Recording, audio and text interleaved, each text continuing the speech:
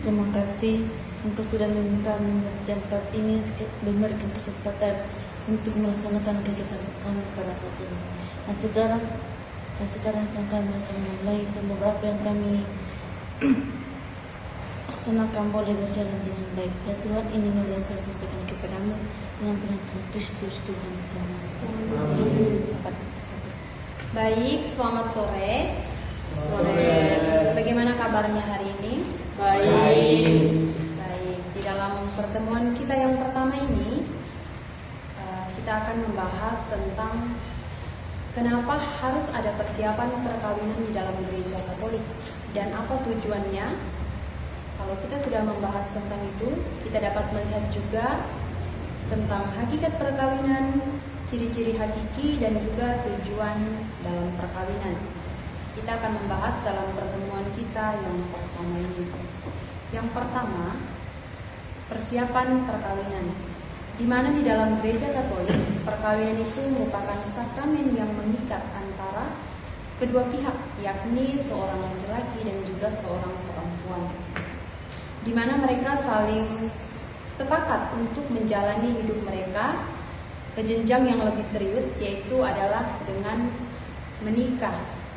Berarti di dalam situ kedua pasangan ini atau calon pasutri ini sudah dengan mantap meyakinkan diri mereka bahwa mereka memang benar-benar siap untuk menjalani hidup mereka seumur hidup.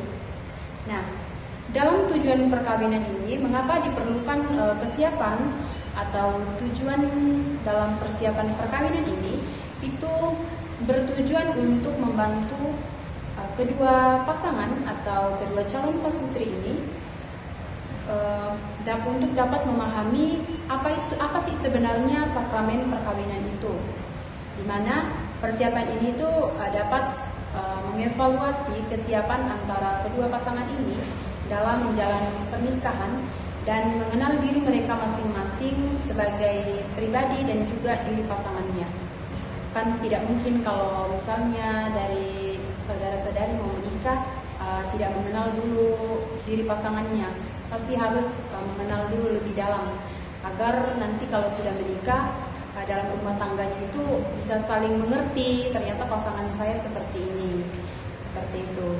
Kesiapan perkawinan ini di mana kedua calon pasutri harus benar-benar siap untuk saling menerima kekurangan dan kelebihan mereka masing-masing.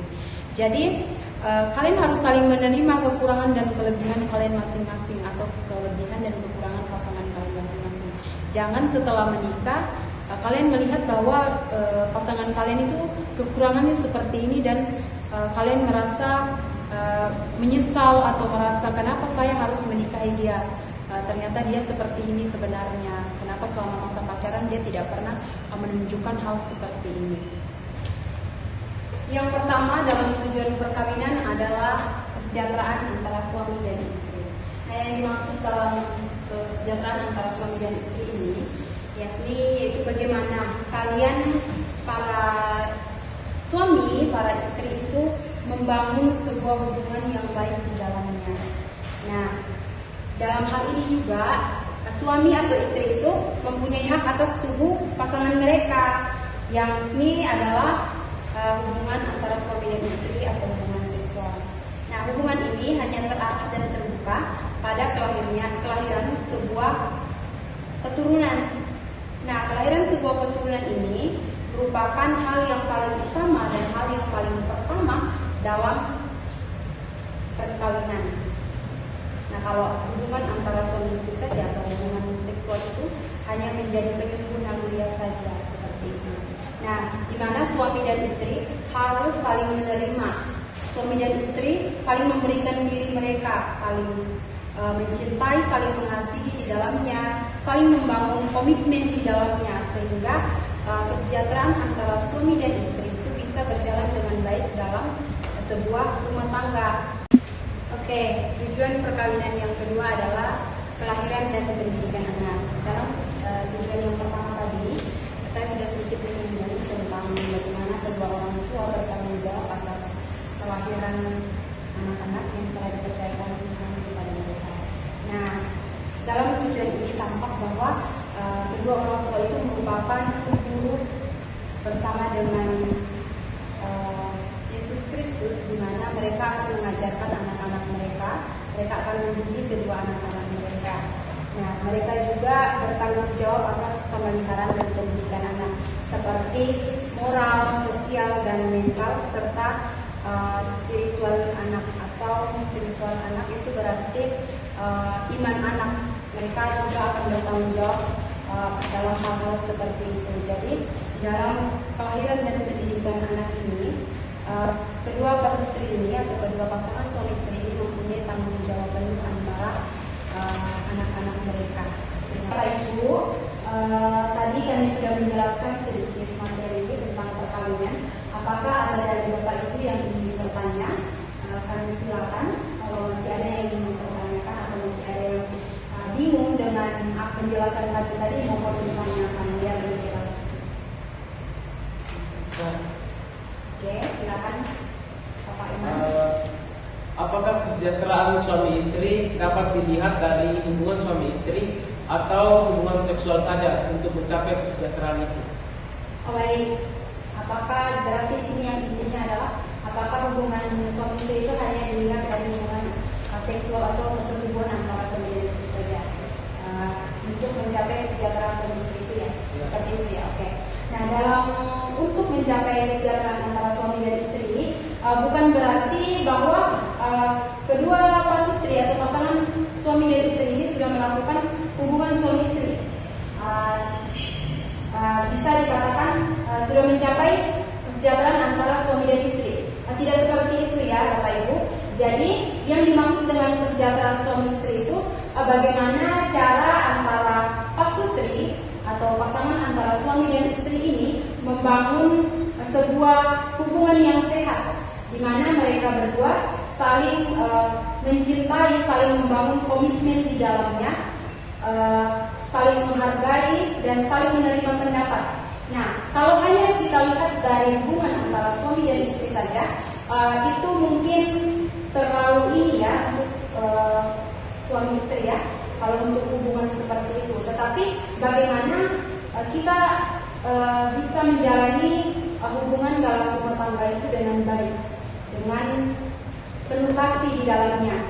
Nah, jadi hubungan antara untuk mencapai kesejahteraan antara suami istri ini bukan hanya persetubuhan saja antara suami istri, tetapi bagaimana kita membangun komitmen di dalamnya antara suami dan istri, saling mengasihi, saling menghargai pendapat, saling mencintai dan saling berkomitmen di dalamnya seperti itu. Terima kasih pertanyaannya Pak Eman. Apakah ada dari Bapak Ibu yang ingin bertanya lagi? Kami persilakan. Pak Panti, silakan. Ya, saya mau bertanya, bagaimana dengan pasutri yang tidak memiliki keturunan setelah menikah? Suami istri ya, setelah menikah mereka tidak mempunyai anak. Nanti dijelaskan teman saya ya. Tadi pertanyaannya mengenai keturunan. Baik, dalam gereja Katolik itu memang salah satu dari tujuan perkawinan adalah mempunyai keturunan. Namun kerap kali para pasutri itu ada juga yang tidak mendapatkan keturunan. Itu disebabkan oleh beberapa hal. Namun tidak memiliki keturunan ini bukan berarti kita bisa menceraikan pasangan kita dan mencari pasangan yang baru agar kita dapat mendapatkan keturunan itu. Jadi jangan menjadikan keturunan ini menjadi alasan untuk berpisah.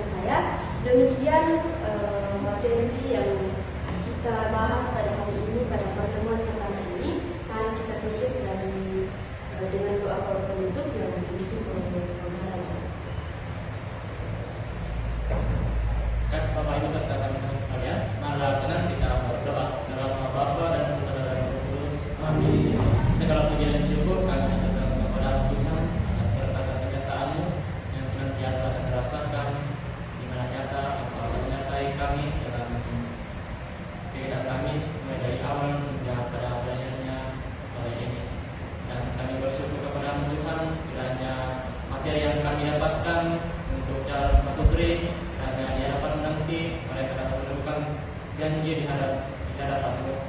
Dan kini ya Bapak, kami akan kembali ke tempat kami masing-masing. Kiranya Engkau menyertai kami, semoga kami dapat tiba di tempat kami dengan selamat. Terpujilah Engkau kini dan sepanjang masa. Amin.